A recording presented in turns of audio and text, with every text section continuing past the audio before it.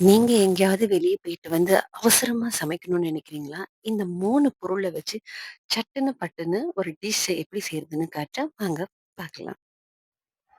ஒரு sauce prepare பண்ணிக்கலாம்.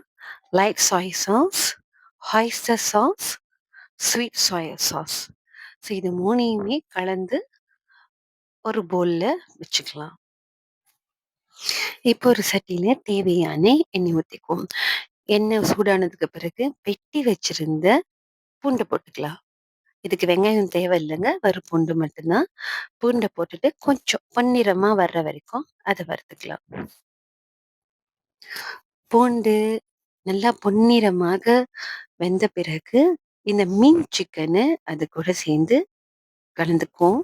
இந்த மீன் சிக்கன் இப்படியே ரெடிமேடா எல்லா ஷாப்பிங்லும் விப்பாங்க. அப்படி இந்த மீன் சிக்கன் வந்து உங்களுக்கு இல்லன்னா, வீட்ல சிக்கன் இருந்தா இந்த மாரி நீங்களே சின்ன சின்னதா மின்ச் பண்ணிக்கோங்க. அந்த மீன் சிக்கன எண்ணெயில நல்லா வதக்கி கொஞ்ச நேரம் நம்ம வேக விட போறோம். தேவையான அளவு உப்பு சேர்த்துக்கலாம். உப்பு சேர்த்த பிறகு நம்ம தயார் பண்ணி வச்சிருந்த சாஸும் கோழி கூட சேர்ந்து கோழிய கொஞ்ச நேரம் வேக வைப்போம். அது கூட கொஞ்சோண்டு பிளாக் பெப்பர் சேர்த்துக்குவோம். கொஞ்சம் காரத்துக்காக தான் இது சேர்க்கிறோம். கோழி சாஸோட கொஞ்சம் வெந்த உடனே நம்ம வெட்டி வச்சிருந்த பச்சோய சேர்த்து கொஞ்ச நேரம் வேக விடுவோம். சையர்லாம் ரொம்ப நேரம் வேக விடக்கூடாது இல்லையா? கொஞ்ச நேரம் வேக விட்டு முட்டைய உடைச்சு ஊத்திப்போங்க.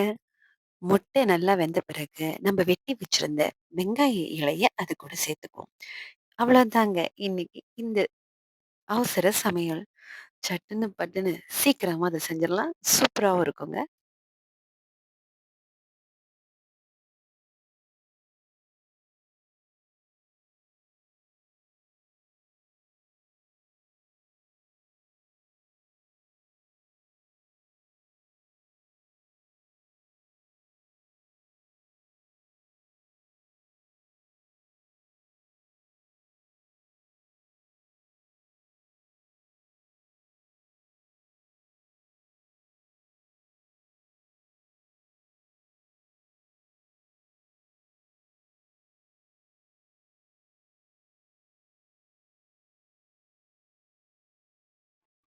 முட்டை வெந்த பிறகு நம்ம வெட்டி வச்சிருந்த வெங்காய இலைய கொஞ்சம் சேர்த்துட்டு எடுத்துடலாங்க.